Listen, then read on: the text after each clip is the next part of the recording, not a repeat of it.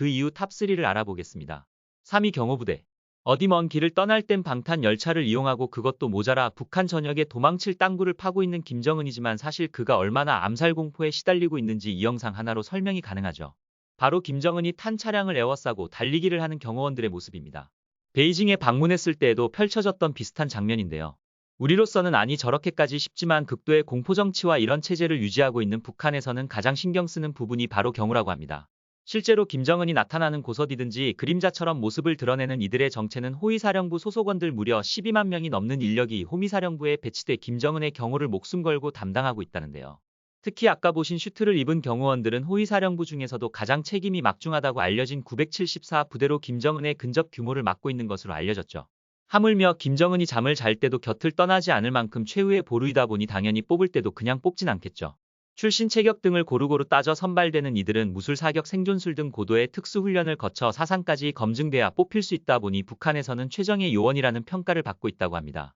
그만큼 권력도 막강해 무기를 소지한 채 김정은을 공격하는 사람은 무조건 사살할 수가 있는데 실수로 권총이 흘러내려 관련 없는 사람을 죽여도 무죄라니 그야말로 고급 간부 장교들도 벌벌 떨 정도로 막강함을 보여주고 있다고 하죠. 여기까지만 해도 누가 감히 김정은을 노릴까 싶은데 이런 빡센 경우만으로도 부족했는지 여기에 최근 김정은은 한술 더 뜨고 있다고 합니다. 최근 포착된 경호원들의 모습에서 달라진 점 하나를 발견하면 이전까지만 해도 맨손이었던 경호원들이 검은 가방을 들고 있는 것인데요. 여기에 기관총을 넣을 수도 있고 유사시 방패처럼 사용할 수 있는 것으로 추정되고 있죠.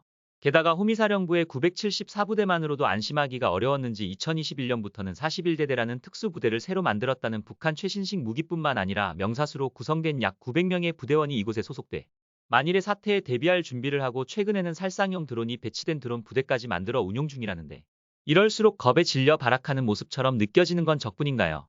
최근 북한은 열병식에서 미설명한 시위진압 부대인 41부대를 등장시켜 이목이 쏠렸죠. 오늘날까지도 포갑적 통치가 행해지고 있는 북한에서 시위진압 부대를 만들었다는 것도 충분히 놀라운데 전 세계인이 보는 열병식에 이들을 등장시킨 건 북한 체제가 정말 갈 때까지 간 것이 아니냐라는 의견도 제시되고 있습니다. 2위 방탄열차. 김정은이 얼마 전 북로 정상회담을 위해 러시아로 갈 때 비행기가 아닌 전용열차로 이동해 화제가 되었죠. 비행기를 조종하는 모습도 공개한 적이 있을 정도로 비행기를 좋아하는 김정은이 최근에는 구디 시간도 오래 걸리는 열차를 자주 이용해 궁금증이 쏠렸는데요. 그 이후에는 우선 북한 최고 원수들을 태우는 전용기가 너무 오래돼 낙후했기 때문도 있고 인근 국가들과의 우호 관계를 유지하기 위한 그리고 대외적인 과시 목적도 있는 것으로 풀이되었죠. 하지만 뭐니 해도 가장 중요한 이유가 지목되었으니 결국 신변 안전 때문이 아니냐라는 것 같은데요. 비행기를 탔을 때 운항 노트가 쉽게 노출되어 유격당하면 끝이지만 열차의 경우 이런 단점이 전부 커버가 된다는 겁니다. 아니 그래봤자 맘만 먹으면 열차도 추격해서 공격 가능한 거 아닌가 싶지만 김정은이 탄 열차가 그냥 일반 열차가 아니라는 데 있습니다. 인공위성 감시를 피하기 위해 적외선 흡수 코팅이 되어 있어 추적이 불가능한 건 물론이고 유리부터 바닥까지 방탄 소재라 폭발물이 터져도 안전한 게 낙후한 비행기랑은 차원이 다르죠. 그래서 실제로 북한은 아버지 김정일 때도 그렇고 할아버지 김일성 때도 최대한 이런 이유로 전용열차를 고집하는 모습을 보였는데요. 이뿐만이 아닙니다. 김정은이 그렇게 좋아라 하는 박격포도 든든하게 무장했으니 언제 어디서든 일어날 사태에 대비할 수 있다는데요. 게다가 열차는 비행기보다 훨씬 많은 인원을 태울 수 있다 보니까 결국 더 많은 군대에 인력을 배치할 수 있는 셈이니 김정은의 최애 이동수 충분해 보이죠. 그래도 비행기를 타면 3시간이면 갈 수 있는 거리를 60시간씩 가야 하다니 실로 눈물겨운 노력이 아닌가 싶네요. 1위 지하벙커.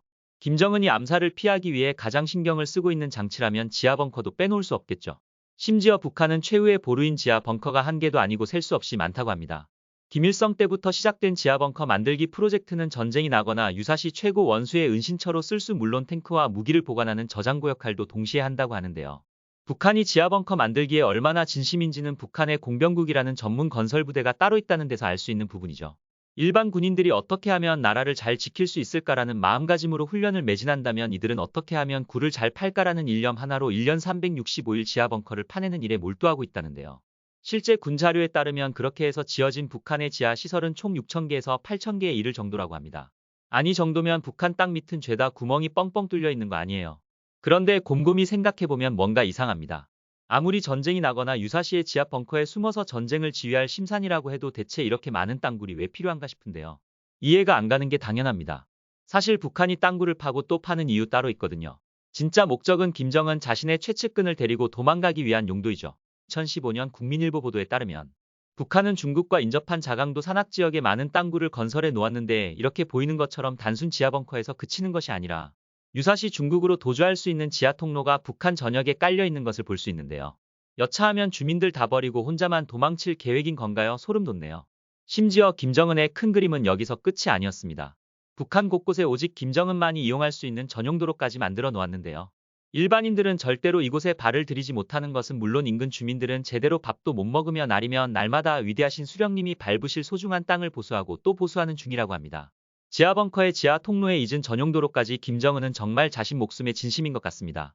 한편 주민들은 반세기 넘게 이어진 독재 체제로 인권과는 거리가 먼 처참한 삶을 살고 있는데 혼자만 살아남으려고 온갖 발악을 하고 있는 모습이라니 이제라도 억압 정치는 그만두고 국민들을 위해서라도 상식적인 국가로 나아갈 고민을 했으면 좋겠습니다.